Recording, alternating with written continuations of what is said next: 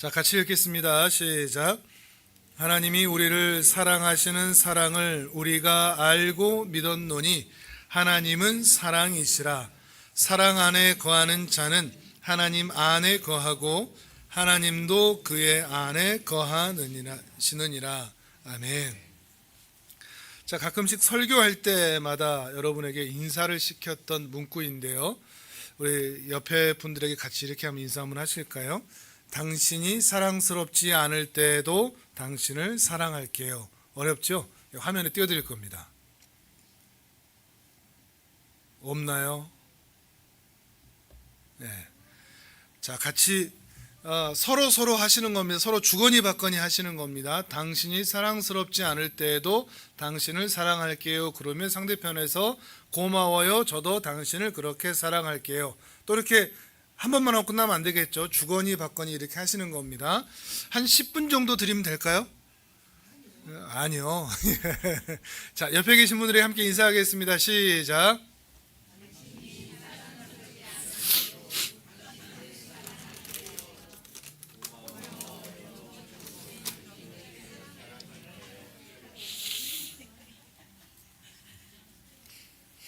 이거 뭐 한 사람한테만 하셨나요? 근데 이거 의미를 잘 알고 고백하셔야 됩니다.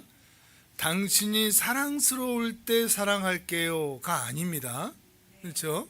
그거는 차라리 쉽습니다.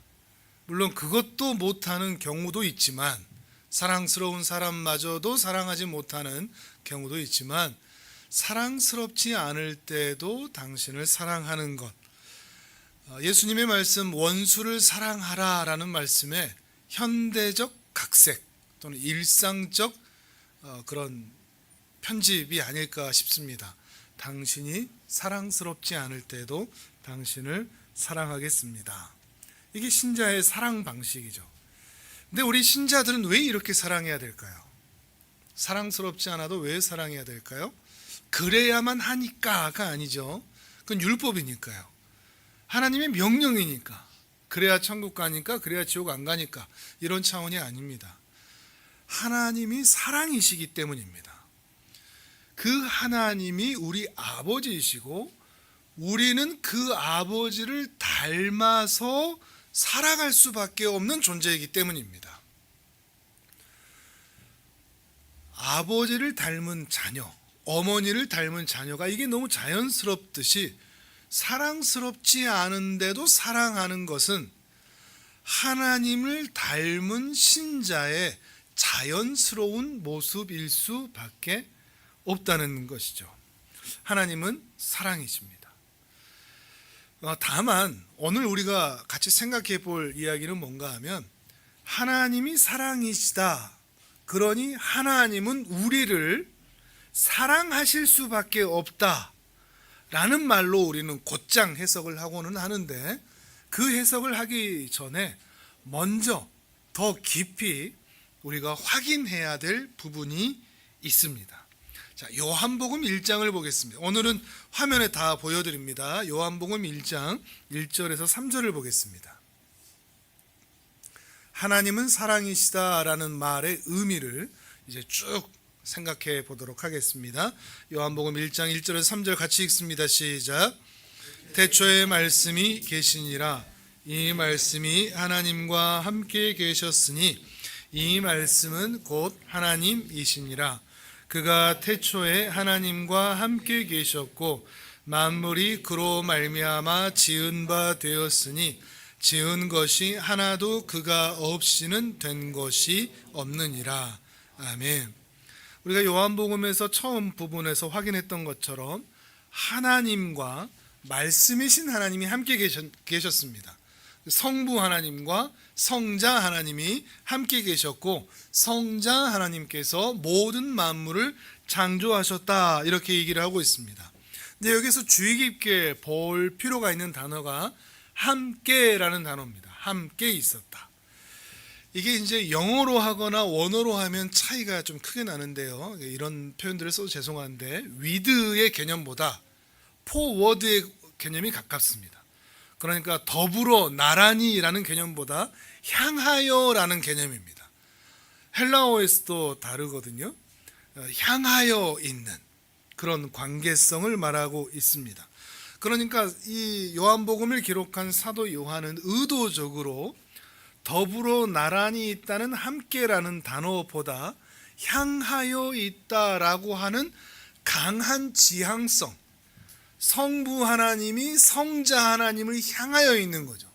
그냥 나란히 서 있는 게 아니라 옆에만 그냥 서 있는 그런 관계가 아니라 향하여 있는, 뜻과 생각이 하나님을 향하여 강하게 움직이고 있는 상태. 어쩌면 사도 요한은 바로 그것을 강조하고 싶었던 것 같습니다. 하나님과 하나님은 정적인 상태로 그저 나란히 있는 것이 아니라 언제나 끊임없이 서로를 향하여 움직이고 있는 지향성, 방향성을 가지고 있다는 그런 인격적인 관계를 담고 싶었던 것 같습니다. 그러니까 하나님이 사랑이시다라는 이 말씀은 성부 하나님과 성자 하나님과 성령 하나님이 서로 깊이 파고드는 친밀한 관계의 지향성이 있고, 이러한 지향성은 결국 그 지향성으로 인하여 사랑이 생성되는, 연합이 생성되는 그러한 강력한 지향성으로 말미암아 발생된 연합과 사랑으로 만들어진 그런 관계라는 것입니다. 요한복음에서 성자 하나님이 창조주가 되셨다, 만물이 그로 말미암아 지어지지 않은 것이 없다라고 말하고 있는 바는 매우 독특하다고 할 수 있는데, 성자 하나님의 어떤 특별한 역할 분담, 이렇게도 볼 수 있겠지만, 성자 하나님께서 성부 하나님의 품에 계셔서 안겨 계셔서 성부 하나님의 계획과 뜻을 온전히 알아, 조금의 이견도 없고 조금의 틈도 없고 조금의 차이도 없는 완벽한 뜻과 계획을 성자 하나님께서 아셔서 성부 하나님의 계획대로 성자 하나님께서 온전히 실현하셨다라는 의미로서 천지창조가 된다는 말입니다. 성자 하나님도 이 정도는 할 수 있어 라는 능력의 이야기, 또는 역할 분담의 이야기가 아니라 성자 하나님을 의도적으로 등장시킴으로써 삼위 하나님의 관계가 어떠한 관계인지, 조금의 틈도 없고 조금의 이견도 없는 완벽한 동질, 완벽한 권능, 동일한 차별도 없고 구별도 없는 완벽한 하나됨, 그것을 말하고 있다는 것이죠. 이렇게 하나님은 하나님을 사랑하셨습니다. 하나님은 사랑이시다 라는 이 말에서 우리는 너무 빨리 하나님은 우리를 너무나 사랑하신다로 달려가는데, 그것 전에 하나님은 하나님을 너무나 사랑하신다 라는 것부터 우리가 깊이 이해하고 확인할 필요가 있다는 말입니다. 그것을 우리는 삼위일체 하나님 이렇게 표현을 하죠. 하나님은 성부 하나님, 성자 하나님, 성령 하나님, 세 분 하나님이 계십니다. 자, 따라서 한번 해보실까요? 성부 하나님, 성자 하나님, 성령 하나님, 이 세 분을 뭐라고 우리는 부르죠? 삼위일체 하나님 이렇게 부릅니다. 왜 이렇게 부를까요? 좀 이상하지 않습니까? 또 이해도 안 되죠. 분명히 세 분입니다. 한 분입니까? 세 분입니까? 세 분입니다. 세 분. 세 분 하나님, 한 하나님 이렇게 말합니다. 세 분 하나님, 한 하나님. 세 분입니다. 그러니까 우리가 천국에 가면 성부 하나님도 뵐 것이고 성자 하나님도 뵐 것이고 성령 하나님도 뵐 것입니다. 그런데 이 세 분은 한 하나님으로 계신다는 거죠. 이제 여기서 좀 많이 막히죠. 기독교에 대해서 거부감을 느끼는 것도 바로 이런 부분도 있기도 합니다. 삼위일체에 대해서 도저히 이해가 안 되는 말이니까. 또 동정녀 탄생 이런 것들도 그렇죠. 또 어떤 기적들. 근데 이게 인간의 이성과 논리로는 이해가 되지 않는데 딱 하나 설명할 수 있는 것이 바로 이 사랑입니다. 사랑. 세 분 하나님이 계시지만 이 세 분 하나님이 얼마나 사랑하시기에 한 분처럼 보이는가. 이견도 없고 다른 생각도 없고 다툼도 없고 권능도 똑같고 동질의 하나님이시기 때문에 이리 봐도 저리 봐도 우리 연약한 피조물이 봤을 때는 그냥 한 하나님으로 보인다는 것이죠. 그리고 그 하나님이 한 하나님이 될 수 있었던 것은 이 세 분 하나님이 완벽하게 서로 지향하며 연합하며 사랑하고 계시기 때문이라는 것입니다. 그러니까 삼위일체 하나님은 신적 권능을 드러내는 단어가 아니라 사랑을 드러내는 단어인 것입니다. 하나님은 사랑이시라. 연결될 수밖에 없는 거죠. 삼위일체 하나님으로 말이죠. 그러면 이렇게 하나님이 서로 사랑이시다라는 것이 삼위 하나님에게는 어떻게 나타났는지 성경 곳곳에서 우리가 짐작을 해볼 수가 있습니다. 요한복음 17장을 볼 텐데 이것도 화면을 보겠습니다. 요한복음 17장을 보면 예수님의 기도가 나옵니다. 그 시작을 이렇게 하고 있습니다. 자, 1절을 같이 읽어봅니다. 시작. 이 말씀을 하시고 눈을 들어 하늘을 우러러 이르시되 아버지여 때가 이르러 싸우니 아들을 영화롭게 하사 아들로 아버지를 하옵소서. 아멘. 예수님이 아버지 하나님께 기도하면서 이렇게 얘기하죠. 아들을 영화롭게 하옵소서. 그러면 아들도 아버지를 영화롭게 할 것입니다. 이게 무슨 말인가 싶죠. 근데 이게 5절을 보면 조금 더 이해하기가 쉬워집니다. 5절을 보겠습니다. 17장 5절 시작. 아버지여 창세 전에 내가 아버지와 함께 가졌던 영화로서 지금도 아버지와 함께 나를 영화롭게 하옵소서. 아멘. 그러니까 예수님이 겟세마네 동산에서 이 기도를 하시면서 마지막 기도를 하시면서 영화에 대한 기도를 하셨는데 이러한 영화로움은 이때 갑자기 꺼낸 이야기가 아니라 언제부터? 창세 전부터 서로를 어떻게 했었다? 영화롭게 했었다. 아버지, 우리가 창세 전부터 우리가 함께 영화롭게 하지 않았습니까? 지금은 제가 잠시 성육신하여 곧 사람의 몸을 입어 그때와는 다르나 그때의 모습과 똑같이 그때 행했던 것처럼 아버지가 나를 영화롭게 해주시고 나도 아버지를 영화롭게 하기를 원합니다. 이런 기도를 하고 있는 것입니다. 여기서 영화롭게 하다라는 것은 영광이라는 단어와 같은 어근을 사용하고 있는데 그 업적과 지위와 공로를 인정하고 칭찬하고 칭송하고 찬양하는 것, 그것이 영화로움입니다. 그러니까 영화롭게 한다라는 것은 성부 하나님과 성자 하나님께서 성령 하나님께서 태초부터 서로를 어떻게 하고 계셨다. 그 업적과 지위와 공로에 대해서 칭찬하고 인정하고 찬양하고 칭송하는 일들이 계속해서 있었다.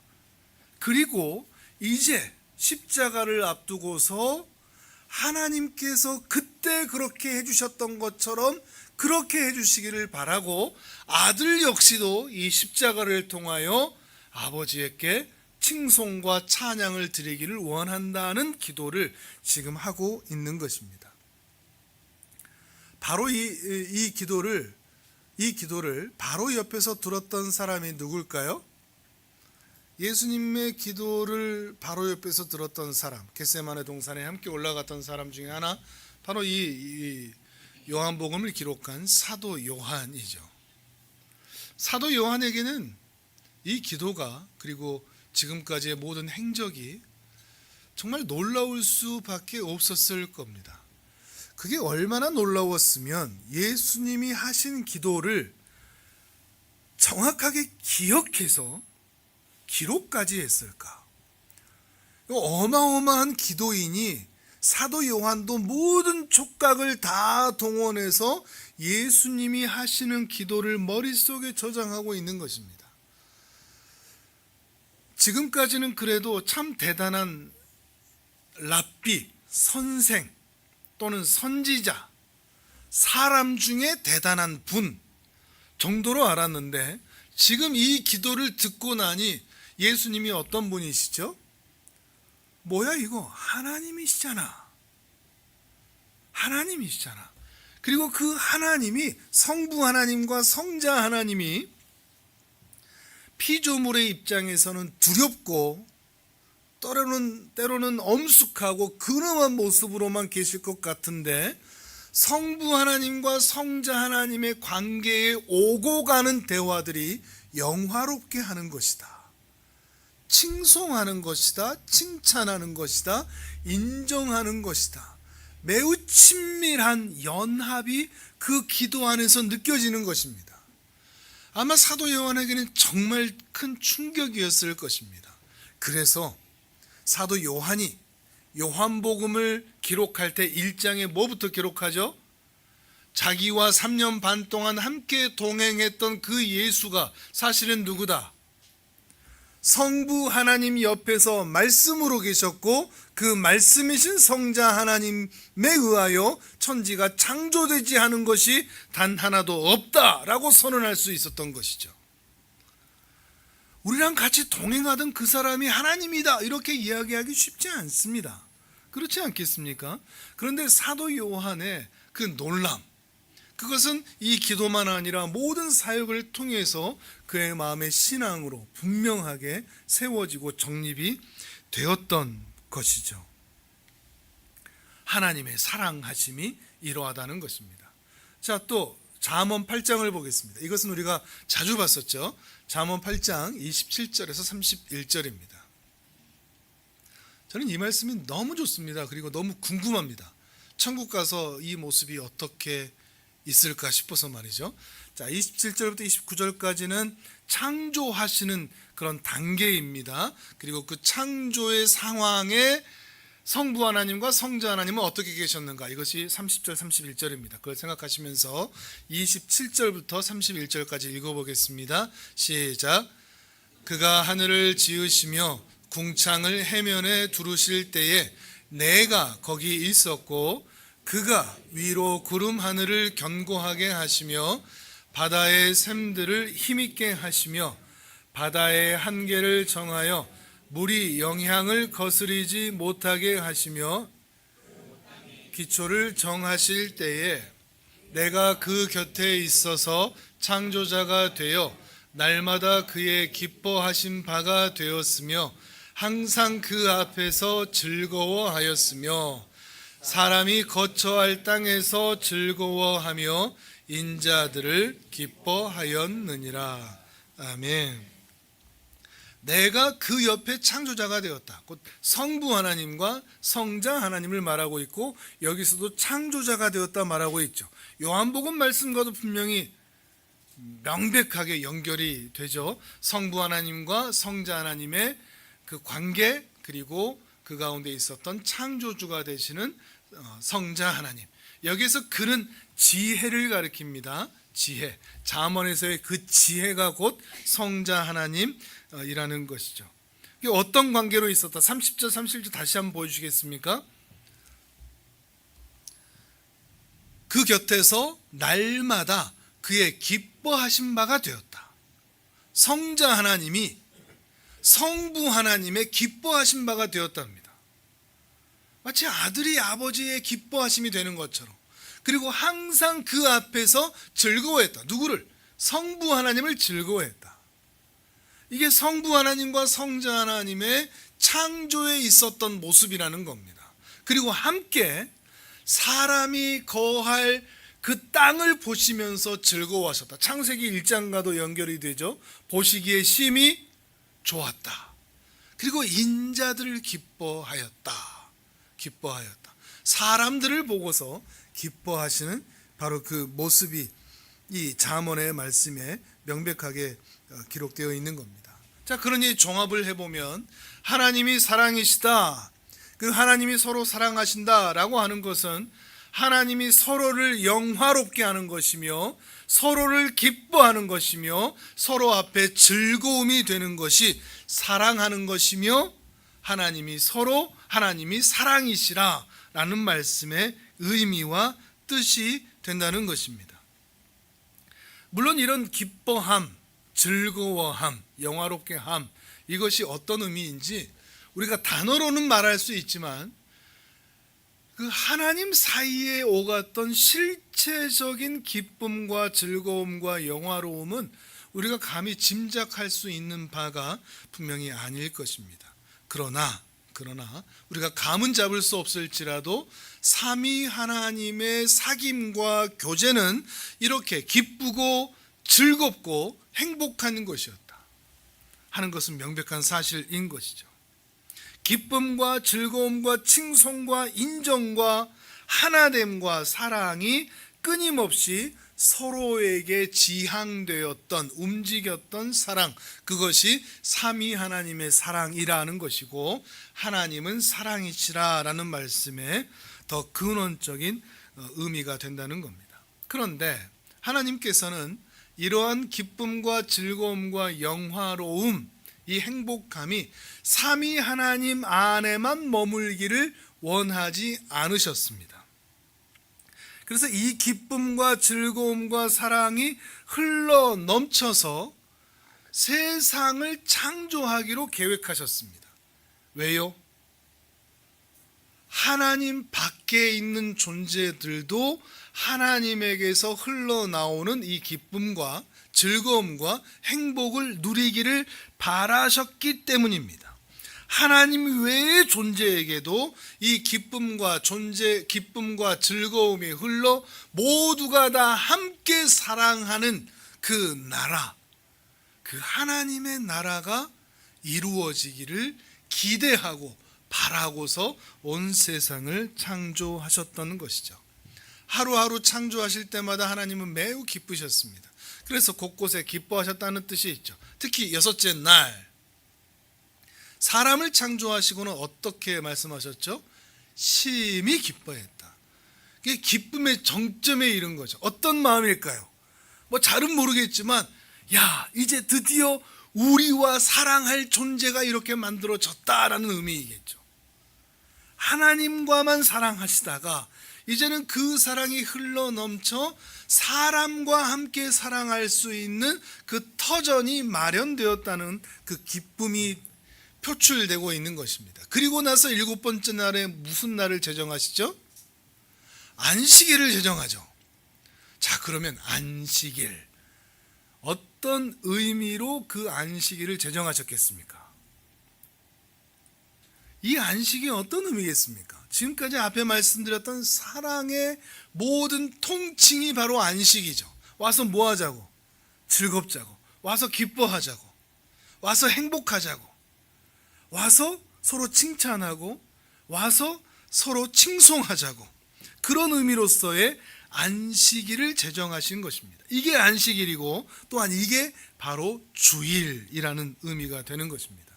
그러니까 안식일 또는 주일은 종교적 행위를 하는 날이 아니라 하나님의 사랑 안으로 들어가는 날입니다. 그래서 그 연합 안에서 함께 사랑하는 날입니다. 더 명백히 말씀드리면 우리가 지금 예배를 드릴 때 더 정확한 표현은 하나님이 여기에 임하셔서 우리의 예배를 받으신다라는 표현보다는 우리가 삼위 하나님이 계시는 하늘 궁정으로 올라가 하나님과 함께 예배 드린다는 표현이 더 맞다고 볼 수 있습니다. 하나님께 가서 하나님 안에서 하나님을 사랑하며 하나님의 사랑을 누리며 예배하는 날, 그날이 바로 주일이라는 것이죠. 그런 기쁨으로 하나님께서 온 세상을 만드시고 세상 한 곳에 에덴이라는 장소를 만드셨는데, 이 에덴의 뜻이 뭔가 하면 기쁨입니다. 기쁨. 에덴이라는 이름 자체도 하나님께서 매우 의도적으로 그것을 지으셨다라는 생각이 들지 않습니까? 그리고 그 에덴 동산에 사람을 만드셨습니다. 아담을 만드셨습니다. 근데 창조하고 나서, 아담을 짓고 나서 아담이 느낀 매우 독특한 감정이 있습니다. 그게 뭐죠? 이게 죄를 짓기 전인데 이런 감정이 있어도 돼? 라고 생각되는 거, 바로 외로움입니다. 죄를 짓기 이전에 아담은 외로움이 있었습니다. 왜 외로웠을까요? 지금까지 했던 말씀들을 생각해서 유추한다면, 아담은 하나님과 사랑하고 싶지만 동질입니까? 아니면 동질이 아닙니까? 동질이 아니죠. 그 신적 존재에게서 나온 창조된 모습이지만 흙으로 만들어진 존재이기 때문에 신적 존재와 동질의 사랑을 할 수가 없는 겁니다. 하나님도 아시는 것이죠. 그래서 아담의 갈비뼈를 뽑아서, 곧 동질의 것을 뽑아서 누구를 주시죠? 하와, 곧 그의 아내를 주십니다. 그렇게 해서 가정이 이루어지도록 하시는 것이죠. 그 가정 안에서 이루어질 일들이 무엇이기를 바라겠습니까? 삼위일체 하나님, 부부일심동체. 이게 뭐 성경적인 그런 표현들은 아니겠지만 이게 비슷한 이유도 있지 않겠습니까? 부부는, 또는 가정은 무엇을 반영하는 곳이다? 삼위 하나님의 사랑과 기쁨과 즐거움을 반영하는 것이다. 부부는 서로에게 즐거움이 되는 존재입니다. 서로에게 기쁨이 되는 존재죠. 부부는 나를 위해서 상대가 존재하는 게 아니라 상대를 위해서 내가 존재하는 겁니다. 삼위 하나님이 그러셨던 것처럼 말이죠. 나의 욕심과 탐욕과 소원을 채워주는 존재가 상대방이 아니라 그 상대를 위하여 내가 헌신하고 사랑하고 지향하고 칭송하고 찬양하고 존경하고 즐거워하고 기뻐하면서 상대의 기쁨을 창조해내는 존재, 그게 바로 부부가 된다는 것입니다. 창조의 원형이죠. 근데 왜 우리가 지금 그게 안 되죠? 알지만 안 되는 이유는 죄가 세상에 들어왔기 때문입니다. 그 죄가 들어와서 세상에 한 일은 관계를 깨트리는 일입니다. 먼저는 하나님과 사람과의 관계를 깨트렸죠. 그래서 사람이 하나님을 무서워 피하게 만들었습니다. 두려움과 불안함. 그리고 관계가 계속 깨지는데 남편과 아내의 관계도 깨집니다. 탓을 하는 모습을 보이죠. 서로 탓을 하죠. 네 탓이다. 심지어 하나님 탓이라고까지 했으니까 말이죠. 그리고 자연과의 관계도 깨지고 맙니다. 모든 관계의 변질, 이것이 죄로 인하여 생겨난 것입니다. 이것이 쭉 이어지다가 하나님의 때가 찼을 때, 하나님께서는 사랑하는 독생자를 세상에 보내셔서 죄로 말미암아 무너진 관계, 하나님과 사람의 관계, 사람과 사람의 관계, 또한 사람과 자연의 관계를 회복하는 일을 세상에서 시작하고자 하셨습니다. 왜죠? 하나님은 사랑이시기 때문입니다. 자, 요한복음 3장 16절 우리 같이 읽겠습니다. 시작. 하나님이 세상을 이처럼 사랑하사 독생자를 주셨으니 이는 그를 믿는 자마다 멸망하지 않고 영생을 얻게 하려 하심이라. 아멘. 사랑하셨기 때문에, 사랑이기 때문에 세상으로 그 독생자가 오신 것입니다.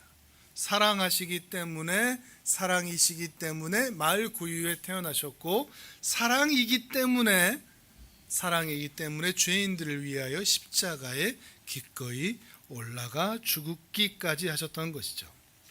이런 사랑의 모습을 잘 보여주는 장면, 단적 장면이 하나 있는데, 예수님이 세례를 받으시는 장면입니다. 세례를 받으시는 장면. 자, 마태복음 3장으로 보겠습니다. 화면을 보셔도 되고 찾으셔도 됩니다. 마태복음 3장 13절에서 17절까지.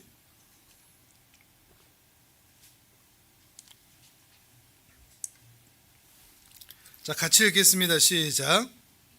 이때 예수께서 갈릴리로부터 요단강에 이르러 세례를 받으려 하시니, 요한이 말려 이르시되 내가 당신에게 세례를 받아야 할 터인데 당신이 내게로 오시나이까? 예수께서 대답하여 이르시되 이제 허락하라. 우리가 이와 같이 하여 모든 의를 이루는 것이 합당하니라 하시니, 이에 요한이 허락하는지라. 예수께서 세례를 받으시고 곧 물에서 올라오실새 하늘이 열리고 하나님의 성령이 비둘기같이 내려 자기 위에 임하심을 보시더니, 하늘로부터 소리가 있어 말씀하시되 이는 내 사랑하는 아들이요 내 기뻐하는 자라 하시니라. 아멘. 세례 요한이 소리쳤었죠. 회개하라, 하나님의 나라가 가까웠느니라. 그렇게 외치면서 세례를 베풀었습니다. 회개를 위한 세례였죠. 죄인들의 회개를 요청하는 세례. 그리고 오실 메시아를 맞이하기 위한, 정결하게 하기 위한 세례입니다. 메시아와 연결이 되어 있는 거죠. 하나님 나라와 연결이 되어 있고, 그 하나님 나라에 들어가기 위해서 정결하게 되기 위하여 회개하고 세례를 받으라, 이렇게 얘기한 것입니다. 자, 그런데 뜬금없이 우리가 방금 읽은 것처럼 예수님께서 세례를 받겠다라고 들어오십니다. 세례 요한이 만류하죠. 왜요? 예수님은 죄악이 없으시니까요. 용서받을 또는 회개할 죄악이 없기 때문이고, 오히려 모든 죄악을 용서하는 하나님이시기 때문에 세례를 받을 필요가 없습니다. 아니, 세례를 받으시면 안 되는 것입니다. 세례를 받는다면 스스로 자기를 죄인이라고 취급하는 것이 됩니다. 그러니까 성육신도 기가 막힌 그 송구함인데 어떻게 사람이 되셨습니까? 근데 세례를 받는 건 더 기가 막힌 겁니다. 사람이 되신 것만 해도 기가 막힌데 어떻게 죄인들이 받는 세례를 받으셔서 스스로 죄인이 되셨습니까? 이 의미를 안다면 하나님께 오히려 따질 수밖에 없는 거죠. 어떻게 하나님 그렇게까지 하십니까? 이 의미가 뭐냐? 왜 예수님이 죄인의 세례를 받으셔야만 했느냐? 사도 바울이 나중에 이렇게 말합니다. 로마서 6장 3절과 4절입니다. 같이 읽겠습니다. 시작. 무릇 그리스도 예수와 합하여 세례를 받은 우리는 그의 죽으심과 합하여 세례를 받은 줄을 알지 못하느냐?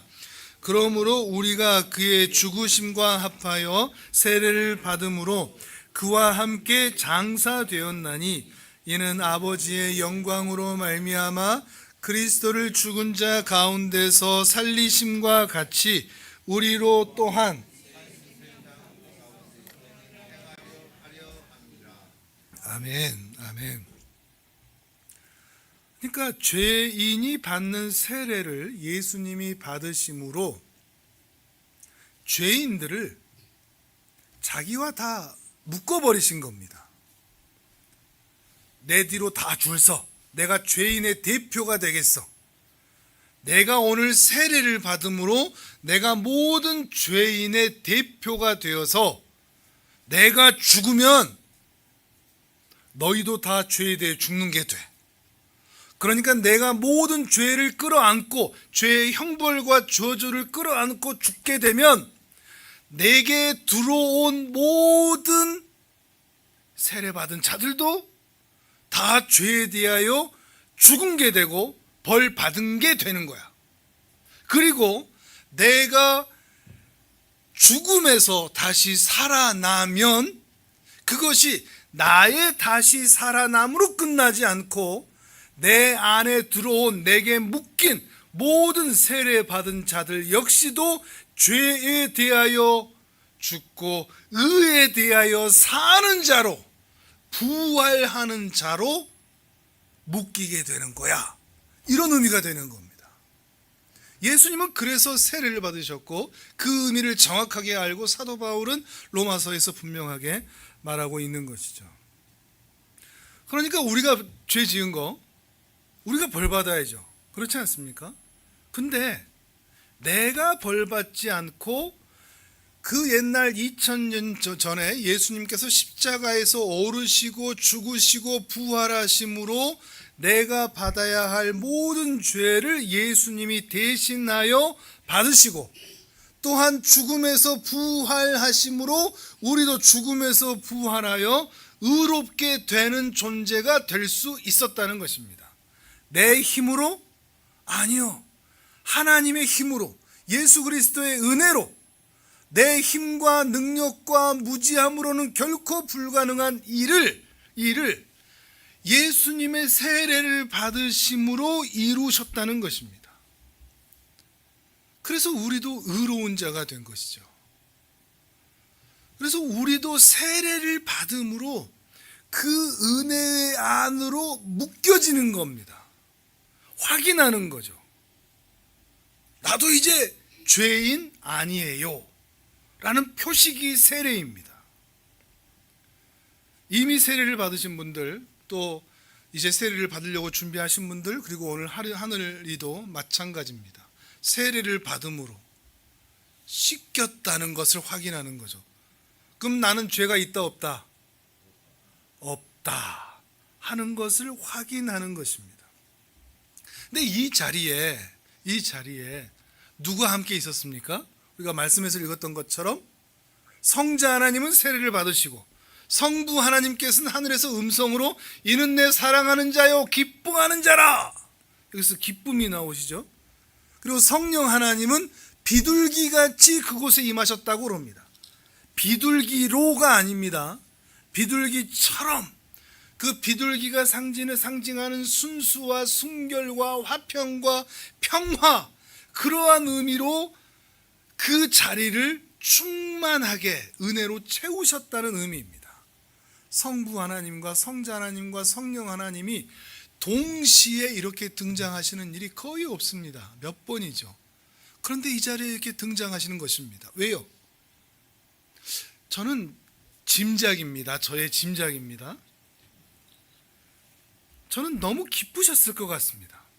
삼위 하나님의 그 사랑함이 죄로 인하여 깨트려졌는데 지금 성자 하나님이 비록 성육신하여 죄인의 자리로 내려가고 장차는 십자가에서 죽을 수밖에 없는 그 고난도 예비되어 있기는 하지만 이제 예수 그리스도께서 십자가에서 죽으시고 부활하심으로 사람 스스로는 결코 사랑할 수 없었던 그것이 사랑할 수 있게 되는 자리로 바뀌게 되기 때문입니다. 그러니 하나님은 기대하시는 거죠. 창세전처럼 아담과 하와와 같이 에덴에서 동산에서 거닐으셨던 것처럼 이제 사람들과 다시 사랑할 수 있게 되었다. 이것을 확인하는 것입니다. 사람들과 같이 다시 사랑하게 되었다.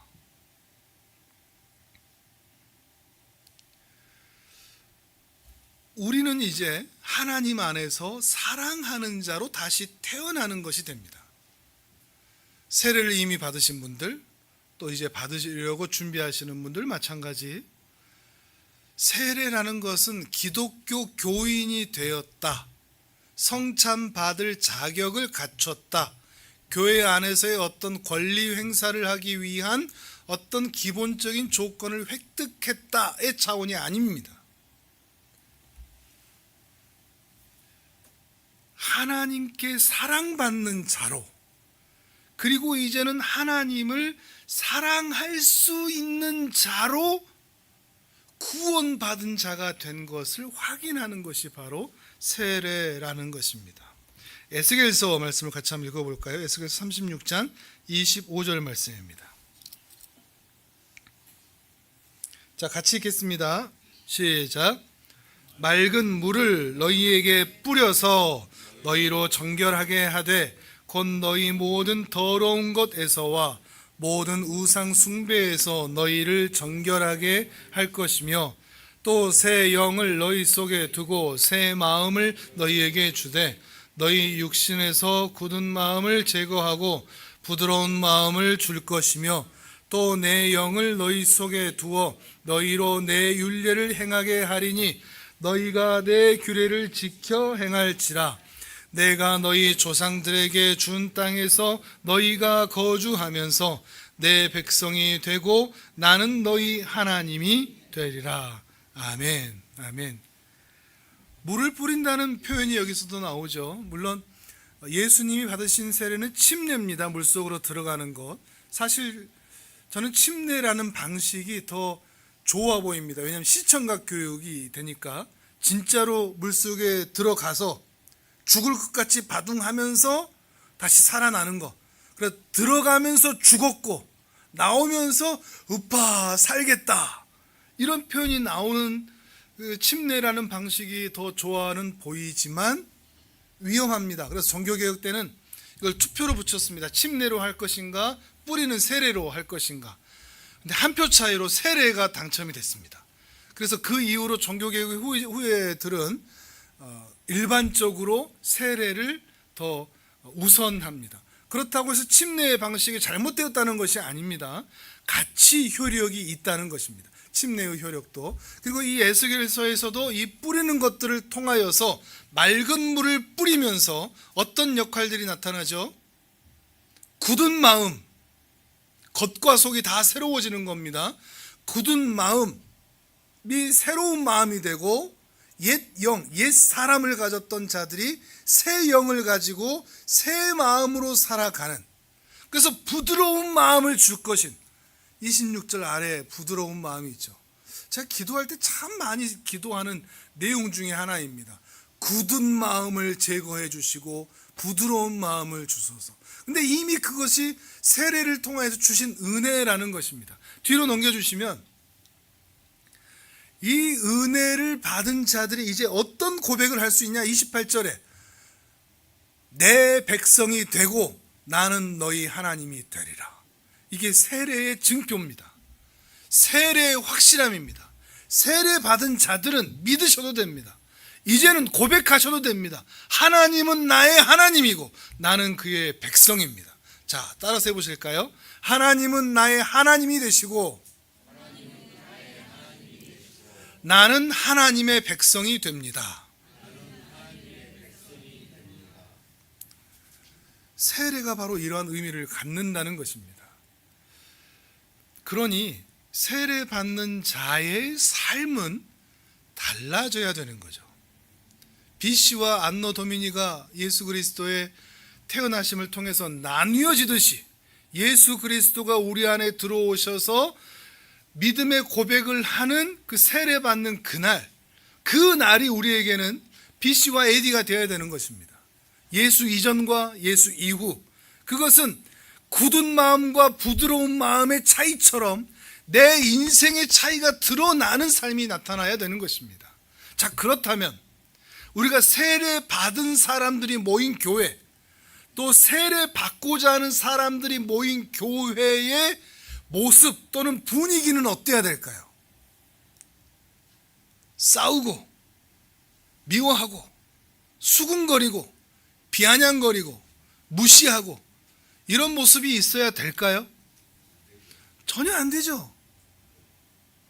우리가 처음에 어떻게 서로에게 고백했었죠? 당신이 사랑스럽지 않을 때도 당신을 사랑할게요. 네, 저도 그렇게 사랑할게요. 이게 누가 할 수 있는 고백이겠습니까? 세례 받은 자들이 할 수 있는 고백입니다. 세례를 사모하는 자들이 하는 고백입니다. 하나님의 성령이 내 안에 임하셔서 내 안에 굳은 마음을 제거하시고 부드러운 마음을 주셨을 때에 할 수 있는 것입니다. 여러분, 그러니 세례를 사모하십시오.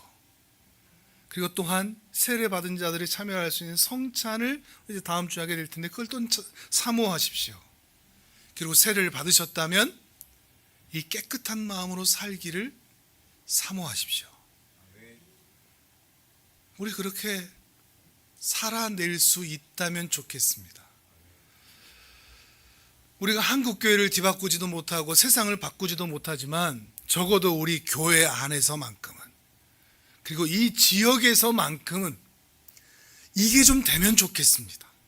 신자들끼리라도 사랑스럽지 않아도, 미워도, 미운 짓 해도, 마음에 탐탁하지 않아도, 못난 모습 보여도, 수준이 한참 못 미쳐도, 가난하고 장애가 있고, 때로는 죄를 지어도, 나에게 상처를 주어도, 우리의 가정 안에서, 우리의 교회 안에서, 이 지역 안에서 세례받은 자로서, 하나님의 사랑을 경험하고 아는 자로서 원수마저도 사랑하는, 사랑스럽지 않은 자들마저도 사랑할 수 있는 존귀한 하나님의 사람들, 그리고 여러분의 가정, 이 교회가 되기를 주님의 이름으로 축복합니다.